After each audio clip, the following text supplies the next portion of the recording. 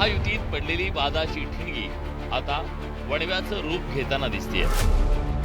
मुंबईतल्या प्रभाग क्रमांक 194 मध्ये शिवसेनेच्या समाधान सरवणकरांचा पराभव झाला। भाजपच्या स्थानिक पदाधिकाऱ्यांनी जाणीवपूर्वक पराभव केल्याचा आरोप समाधान सरवणकरांनी केला।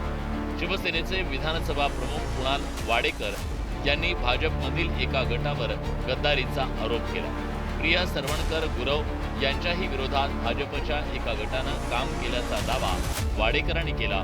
तसंच त्यांनी काही व्हॉट्सअप चॅट फेसबुकवर पोस्ट केले। ती एक विशिष्ट टोळी आहे, त्या टोळीने आहे ना आदल्या दिवशीपर्यंत आमच्याबरोबर प्रचारात सगळे आणि इलेक्शनचे दिवशी सगळे गायब। हा जो प्रकार घडवलाय ना या टोळीने, ह्या बाईने, हे आम्हाला पटलेलं नाही। हे महायुतीच्या विरोधात त्यांनी काम केलेलं आहे। ह्या टोळीचं जे काही षडयंत्र आहे हे परत आपल्याला दिसायला लागलं।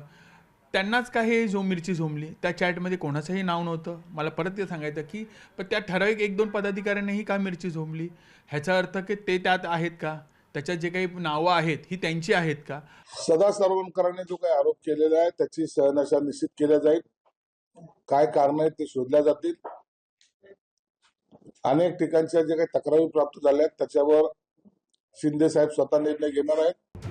समाधान सरवणकरांनी केलेल्या आरोपांची भाजपनं गंभीर दखल घेतली आहे। जाहीर वक्तव्य टाळण्याचा सल्ला भाजपकडून देण्यात आला। मात्र सोशल मीडियावर खोटी माहिती पसरवल्याचा दावा करत सायबर सेलकडे तक्रार करण्याचा पवित्रा भाजपनं घेतला। तसंच भाजपच्या अक्षता तेंडुलकरांनी काही रोखठोक मुद्दे मांडले। बूथनुसार आकडे पहा।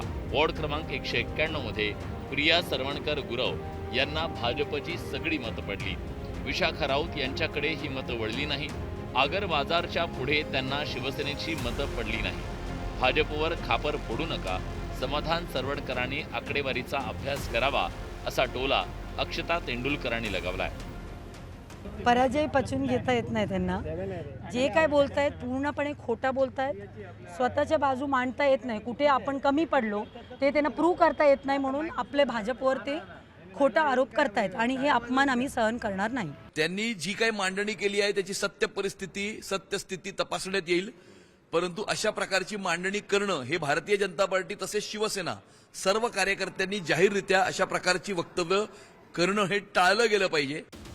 महायुतीत प्रभादेवीमध्ये जसा संघर्ष शिगेला पोहोचला तसाच वाद प्रतीक्षानगरच्या वॉर्ड क्रमांक 173 मध्ये पेटलाय।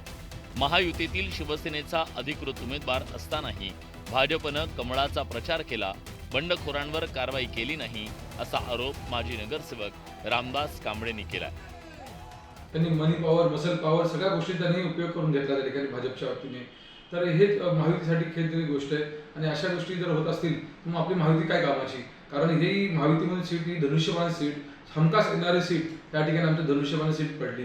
कारण यासाठी तुम्हाला सांगितलं की भाजपच्या वतीने पूर्ण सहकार्य भेटलं नाही आम्हाला। प्रतीक्षानगरमध्ये शिवसेनेच्या उमेदवार पूजा कांबळे यांचा भाजपच्या उमेदवार शिल्पा केळुसकर यांनी पराभव केला। त्यामुळे या वॉर्डात महायुतीत तणाव निर्माण झाला। एकंदरीत प्रतीक्षानगर प्रभादेवीमधील ही नाराजी महायुतीला तडा देणारी आहे। त्यामुळे यावर कसा तोडगा काढला जातो याकडे सगळ्यांचं लक्ष लागलंय। संतोष गोरे, न्यूज 18 मराठी, मुंबई।